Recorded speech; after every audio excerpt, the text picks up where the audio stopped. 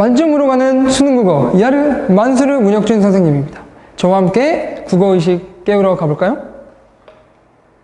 이렇게 저와 수업을 들으면 강아지도 국어의식이 생길 수 있다는 거 잘 명심해 주세요. 자, 저는 현재 연세대학교 졸업 예정을 앞두고 있고 이렇게 수능특강 검토위원 이투스 신영근 선생님의 조교로서 이렇게 활동을 오랜 기간 했습니다. 그래서 어떻게 보면 대학생활을 시작하고부터 계속 이런 일을 했다고 볼 수도 있는데 제가 가장 보람찼던 일이 뭘까라고 생각을 해봤어요. 그게 뭐였냐면 이제 학생들이 쉬는 시간마다 저한테 와서 모르는 부분들을 질문을 합니다. 그럴 때마다 저는 이렇게 푸는 것이다, 이렇게 접근하는 것이다 하고 말을 해주면 그 친구들은 이런 거구나 하고 자리로 돌아갑니다. 근데 그런 뒷모습을 볼 때 저는 너무 이게 보람차고 짜릿했어요. 오늘도 내가 한 건을 했구나. 이렇게 내가 별거 아닌 걸 얘기해줘도 이 친구들한테는 너무나 큰 힘이 되는구나. 그래서 제가 어떤 국어 강사가 되고 싶냐면 사실 국어 과목 1교시부터 너무 불안하잖아요. 아침에 처음으로 보는 수능 시험지니까 되게 불안하단 말이에요. 하지만 이런 국어가 공포의 대상이 아니라 그냥 편하게 제가 학생들에게 말했던 것처럼 별거 아닌 것들을 잡아서 그게 큰 결과로 나올 수 있게 하는 그런 되게 간단하고도 간단 명료한 강의들을 하는 게 제 목표입니다. 그래서 이 국어가 이 수능 전체에서 효자 과목이 되는 그런 국어 과목이 되도록 하는 게 제 목표죠. 그래서 제 국어 커리를 타면 이름이 의식의 흐름입니다. 이렇게 국어의식을 깨서 처음에는 무의식으로 시작해서 잠재의식, 초월의식, 결국엔 국어에 대한 자의식을 딱 얻게 됩니다. 그랬을 때 이제 여러분들은 1교시에 갔을 때 국어가 시험 과목이 아니라 그냥 내 자의식이야. 그냥 내 몸에 그냥 국어가 장착이 되어 있는 거야. 그래서 이런 국어가 바로 효자 과목이 될 수 있도록 여러분들께 국어를 열심히 가르치고 싶다는 생각이 들었습니다. 자, 그러면 이제 비문학 한번 볼게요. 이 지문은 2026년 수능입니다. 되게 따끈따끈하죠? 무려 25%의 정답률을 자랑하고 있어요. 그래서 우리가 비문학 지문하면 되게 어렵다고 생각을 하죠. 당연히 어렵습니다. 지금 글이 너무 길어요. 그리고 어려운 용어들이 너무 많아요. 그리고 심지어 여러분들이 제일 무서워하는 기술 지문이에요. 근데 기술 지문이라는 것은 사실은 3원칙만 잘 알면 돼요. 그거를 제가 먼저 설명을 해줄 건데 기술의 3원칙 첫 번째, 관계성.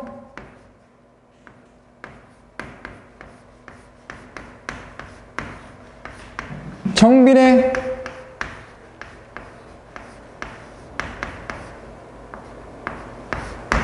반비례. 이거를 잘 봐줘야 돼요. 정비례는 A가 2배면 B가 2배. 반비례는 A가 2배면 B는 2분의 1배. 그래서 정비례가 나오면 이렇게 표시.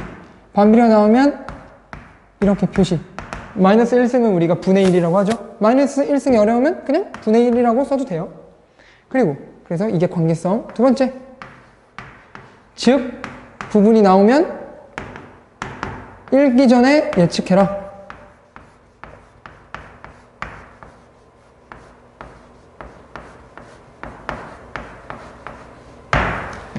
즉 부분은 지금까지 나온 부분들을 간추리는 거거든요. 근데 사실은 우리가 위에 부분을 잘 해석했으면, 잘 이해했으면 즉 부분을 읽기도 전에 이미 머릿속에 있을 거예요.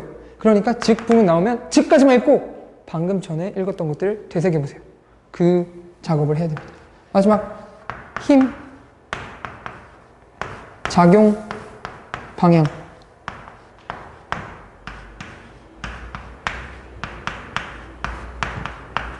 유지, 상승, 하강 이런 거 있죠? 온도가 유지된다, 온도가 상승한다, 온도가 하강한다 이런 식으로 방향성을 봐줘야 됩니다. 그래서 총 3가지를 잘 봐줘야 됩니다. 그럼 바로 이제 지문 들어갈게요. 이거는 이제 여러분들이 보시면 되고 바로 필기를 해야 되니까 봅시다.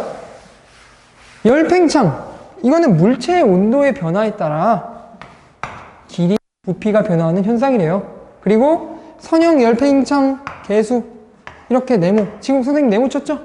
이런 비문학 지문은 워낙 용어가 많기 때문에 첫 번째, 처음 보는 전문화는 네모로 칩니다.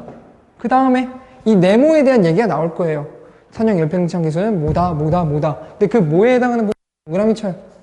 그러니까 네모에 대한 설명을 하고 있는데 거기서도 모르는 용어가 나왔다? 동그라미 칩니다. 그 다음 네모에 대한 게 몰라서 그냥 동그라미를 쳤는데 또 동그라미를 친 부분 뒤에 또 몰라? 그러면 물결 표시를 치는 겁니다. 이런 식으로 순서로 보는 거예요. 그래서 선형 열팽창 계수는 이거로 나누는 것이다. 실전에서는 그냥 이런 식으로 나눈 표시 해줘야 돼요. 근데 지금은 우리가 문제를 푸니까 선, 열, 개, 이걸 줄일게요.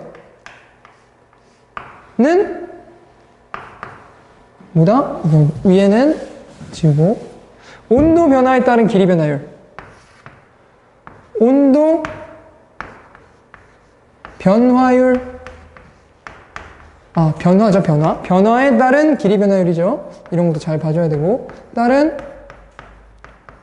길이 변화율.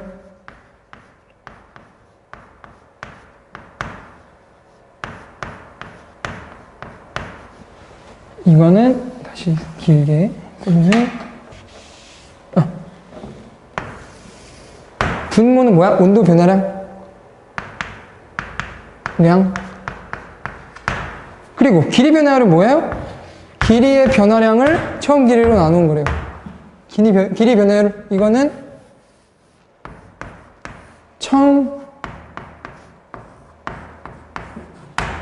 분모가 처음이죠. 처음으로 나누라 했으니까 길이의 변화량. 길이의 변화량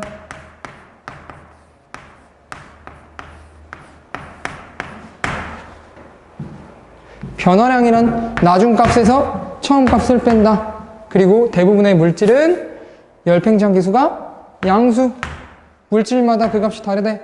그래서 합금인 인바와 알루미늄은 양수고 인바는 알루미늄에 비해 매우 작은 선형 열팽창 계수를 갖는다. 이렇게 예시가 나왔고, 그 다음 이 문단 선형 열팽창 계수가 다른 두 종류의 물질 PQ를 이렇게 같이 붙여놨어요. 띠로. 그랬을 때 Q가 B보다 선형 열팽창 계수가 크다면 이걸 보면은 그냥 읽으면 안 돼요. 우리가 뭐라 했어? 선형 열팽창 계수는 온도 변화에 따른 길이 변화율이래.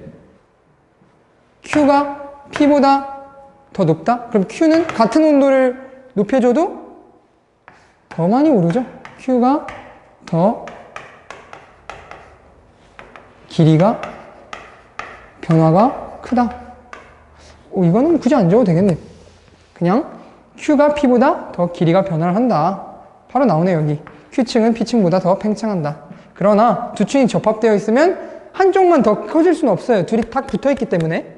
그러면 그림과 같이 이렇게 더 Q가 휘기 때문에 P를 방향으로 이렇게 휘어서 갑니다.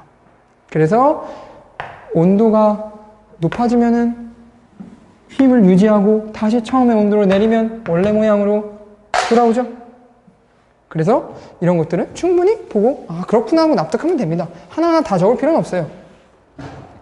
그 다음 물체의 힘의 정도는 곡률로 수치할 수 있는데 띠 또한 힘의 정도를 곡률로 나타낸대요. 그래서 띠의 길이에 비해 두께가 매우 얇고 폭이 좁아 띠를 하나의 곡선으로 간주하면 원회호로 생각할 수 있고, 여기서 중요한 게 뭐야? 곡률 반지름 적어줘야죠. 반. 이게 원의 반지름인데 이거는 곡률이랑 곡률 반지름은 역수래요. 역수라는 거 뭐야? 반비례한다는 거죠.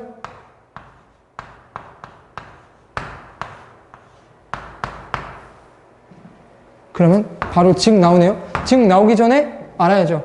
곡률 반지름이 커. 그럼 곡률이 낮은 거지. 곡률이 낮은 건 뭐야? 덜 휜다는 거죠. 나오네요. 곡률 반지름이 작을수록 더 심하게 휘어진다. 이 말이 나온 거죠. 그러니까 이 부분을 전혀 안 읽어도 충분히 우리가 생각을 해야 된다는 거지. 그리고 선형 열팽창 계수 차이가 클 때 그러면은 선개라고 할게요. 선개 차이가 크대. 혹은 온도 변화가 크대.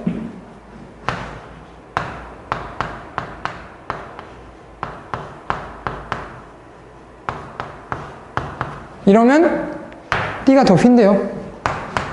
휨 커진다. 온도 변화량이 같아도 물질에 따라서 T가 휘는 정도는 달라지고 이걸 휨 민감도로 한다. 휨 민감도 적어줘야죠. 휨. 그러니까 이런 식으로 지금 계속 용어들이 나와요. 이거를 잘 우리가 표시를 해줘야 돼. 이게 나오는데 이게 크다는 거는 심하게 더 휜대. 비례죠, 비례. 이게 크면 이것도 같이 커지니까. 그래서 비례 관계죠.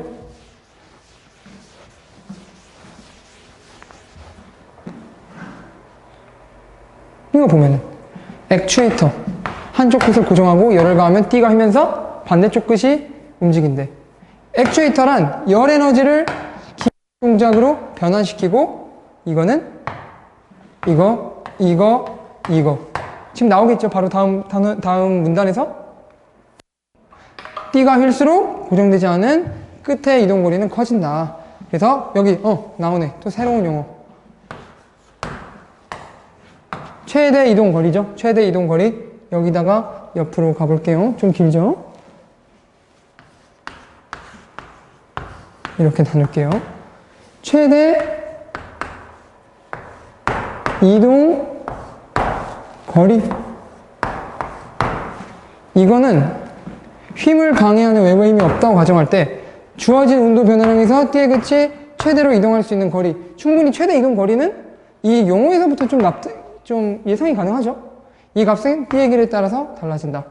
휘면서 외부의 힘을 가할 수 있는데 이 힘은 T의 끝이 최대 이동 거리에 도달해서 힘이 완료되었을 때 소멸된다. T의 끝이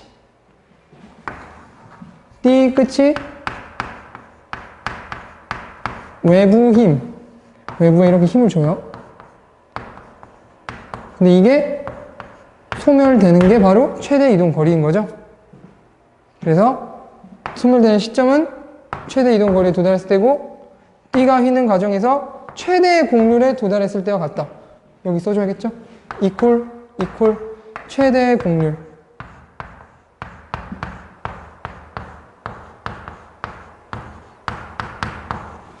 최대의 곡률이죠. 그래서 반응 완료 시간 또 있네. 와, 지금 용어가 되게 많아요. 그래도 마지막이니까 거의 다 왔어요. 반완시. 이거는 온도를 올리기 시작한 시점부터 최대 이동 거리에 도달할 때까지. 이거는 최대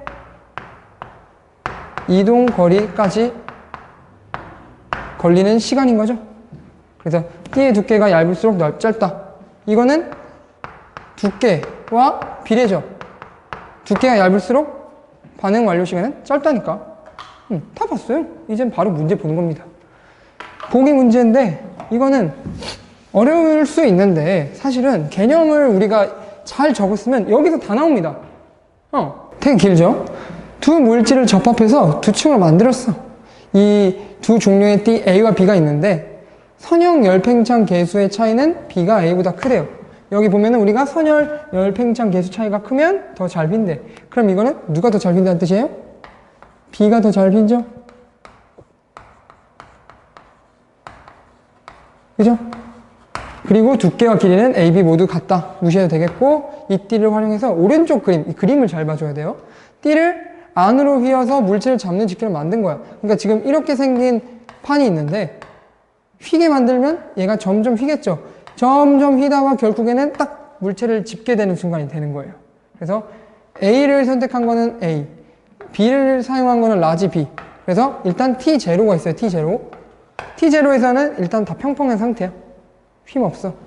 그리고 T1으로 올렸어. T1으로 올릴 때는 똑같이 둘 다 휘겠죠. 근데 B만 물체를 잡을 수 있었대. 그러니까 우리가 뭐 그림을 그려보면 T0, T1, 그 아래 T2, T2까지 보면은 A와 B를 보면은 T0에서는 평평했어, 둘 다. 이렇게. 그리고 T1 때는 둘 다 휘었겠지만 B밖에 못 잡았대요. 그러면 B는 이렇게 많이 휘은 거죠. 물체를 잡을 수 있을 만큼. 근데 A는 조금밖에 못 휜 거야. 에게 이 정도밖에. 너무 약했다. 그 다음에 T2 때는 이제 비로소 뭐래? A도 B를 잡을 수 있었대. 그럼 A도 이렇게 잡을 수 있었고 B도 이렇게 계속 잡은 상태이고 이런 식으로 지금 상황이 나와 있는 겁니다. 그래서 이걸 보고 바로 선지로 들어가 볼게요. 1번으로 내려가 봅시다. T0에서 T1으로 올렸을 때 보다 때가 소멸되는 시점, 외부에 갈 수 있는 힘이 소멸되는 시점, 최이거, 그죠? 최대 이동 거리죠? 최대 이동 거리의 곡률은 누가 더 클까? 일단 A를 봅시다. T1에서 A는 조금밖에 못 튀었어요. 근데 T2 때 돼서야 겨우 잡은 거야. 그러면 T1 때보다 T2 때 더 이동할 수 있는 거리가 긴 거죠. 그러니까 최대 이동 거리가 더 큰 게 맞죠, A는? B. B는 이미 T1 때 잡았어. 이미 B는 이렇게 잡았단 말이야. 근데 T2 때도 당연히 잡은 상태겠죠. 그럼 덜 빈 거 아니야? 라고 생각할 수 있는데 아니죠. 우리가 여기서 보면은 온도 변화에 따라서 여기 있다. 온도 변화가 커지면 커질수록 저 잘 빈대. 그럼 B는 이미 T1, T2 때 둘 다 잡았지만 온도 변화가 T1보다 T2가 더 크잖아요. 이 T2가 T1보다 더 높은 온도니까 예를 들어 이게 뭐 10도면 20도. 그럼 이거는 10도에서 30도. 온도 차이. 얘는 10밖에 안 되는데 얘는 20밖에 안 되잖아요. 그러면은 이미 B도 온도 변화가 더 크기 때문에 더 잘 빈다는 거야. A는 당연히 마찬가지고. 왜냐면 A는 T1에서는 이게 이것밖에 아닌 거야. 근데 T2에서는 이렇게 휘었어. 더 잘 휘어진 거죠. 그래서 둘 다 힘이 더 크죠. 그러니까 바로 답 1번 나오는 거예요. 왜냐면 우리가 방금 적절한 거 고르자 했으니까. 2번. T0에서 T1으로 올렸을 때 A와 B 각각의 멈춤이 방금 나온 거 또 나왔잖아. 힘이 멈춘 시점 뭐야? 최대 이동 거리인데 곡률 반지름. 아까 곡률 반지름이 뭐랑 반비례한다 했어? 곡률과 반비례한다 했죠? 써놨잖아. 곡률과 반비례한대. 그래서 이렇게 반비례하는데 지금 A랑 B 중에 누가 더 잘 빈대요? B가 더 빈대. B가 곡률이 더 큰 거죠? B가 더 잘 빈다 했으니까. 근데 곡률과 곡률 반지름 반대라니까? 그러면은 B가 곡률 반지름이 더 작죠? B가 더 잘 비니까 곡률이 더 크죠? 그럼 B가 더 곡률 반지름이 낮은 거죠? 작은 거죠? 그러니까 이건 틀린 말이죠. B의 곡률 반지름보다 A가 더 작다? 아니죠. B가 더 작은 거죠. B가 더 잘 휘니까 곡률 반지름과 곡률은 반비례다. 이거를 잡았으면 쉽게 나왔을 거고. 3번. T1, 0에서 T1을 올렸을 때 A, B 각각이 동작이 멈추는데 걸리는 시간. 이게 뭐예요? 반응 완료 시간이죠. 최대 이동 거리까지 걸리는 시간. 이게 반응 완료 시간이에요. 똑같은 말이잖아. 반응 완료 시간이 같았다? 그럼 B랑 A도 당연히 반응 완료 시간이 같겠죠. 그러니까 3번은 답이 아닌 거죠. 정의를 그냥 낸 문제인 거고. 4번. T0에서 T2로 올렸을 때 A의 최대 이동 거리가 B보다 더 크겠군? 지금 보세요. T0에서 T1, 아니다. T1, T2로 올렸어요. A는 이 정도밖에 안 올렸어. B는 잡았어, 이미.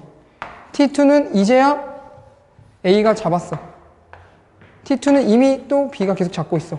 그러면 최대 이동 거리는 일단 얘는 이만큼 커졌어. 근데 얘랑 똑같은 거 아닌가요? 둘 다 잡고 있는 상황이니까? 아닐 수 있다는 거예요. 왜냐? 이미 여기서 잡았고 온도가 올라갔으면 얘는 더 휘어야 돼. 그러니까 사실은 얘가 물체에 막혀있지만 물체를 뽑으면 바로 더 휘어있는 상태일 거예요. 물체가 여기 막혀있으니까 휘름이 안 보이는 거지. 그래서 얘는 겨우 잡은 수준이지만 얘는 이미 잡고도 남았을 수준이었다. 그러니까 최대 이동 거리는 A가 아니라 B가 A보다 크겠죠. 근데 사실 우리가 B가 더 휜다는 것만 알면은 이것도 사실은 그림 안 그려봐도 알 수 있죠. B가 더 휘어. 그러면 B가 당연히 A보다 항상 최대 이동 거리가 크겠죠. 그거를 사실 파악할 수도 있는 거고. 마지막 5번. 민감도, 휨 민감도 뭐라고 했어요? 휨과 반비례한데. 그러니까 이거는 사실 휨 민감도라고 생각하지 말고 그냥 더 잘 휘기 때문. B가 더 잘 휘지 A가 더 잘 휘는 게 아니잖아요. 그러니까 5번은 당연히 답이 아닌 거지. 이런 식으로 봐야 됩니다. 그래서 우리가 이런 작용, 힘의 작용, 반작용, 작용, 이거, 방향성, 그리고 비례, 반비례. 이런 것들을 봐줬으면은 충분히 우리가 문제를 풀 때 지장이 없을 것이다. 그래서 우리가 이런 연습을 하는 걸, 이 정리하는 연습을 조금 많이 해줘야 돼요. 그래서 오늘은 일단 이렇게 비문학 강좌는 여기까지 하고, 뭐 비문학만 우리가 수능을 보는 건 아니잖아요. 문학, 뭐 화작, 언매가 있는데 그거는 지금 이 링크로 타고 들어오시면 됩니다. 그래서 강의를 마치기 전에 제가 이제 재수학원에서 항상 밤 10시에 나왔습니다. 엄청 힘들고 외롭고 고독한데 제가 항상 이어폰을 꽂고 이제 음악을 하나 틉니다. 항상 같은 음악이었어요. 임재범 가수님의 비상이라는 노래였는데 이 가사가 정말 저한테는 마음에 와닿았어요. 특히 이 부분이요. 움츠렸던 날개를 다시 넓게 펼쳐 보이고 싶다. 그래서 제가 아까 처음에도 말씀을 드렸는데 국어라는 과목이 여러분들께 전략 과목이 되게 하고 싶었어요. 저는. 그래서 여러분들이 이 국어를 공부하면서 뭔가 움츠렸던 날개들을 저랑 공부를 한다면 훨훨 펼쳐 보이면서 이 국어라는 과목을 오히려 시험이 기대되게 빨리 수능으로 빨리 시험 보고 싶다. 국어 시험은 무조건 빨리 보고 싶다. 그런 마음이 들도록 하게 하는 수업을 하고 싶어요. 그래서 충분히 이 저의 의식의 흐름 코스를 따면 의식의 흐름대로 갑자기 무의식에서 자의식으로 보내져 있는 여러분들을 발견하게 될 수 있을 겁니다. 그래서 오늘은 여기까지 하고 다음에 꼭 뵙겠습니다. 감사합니다.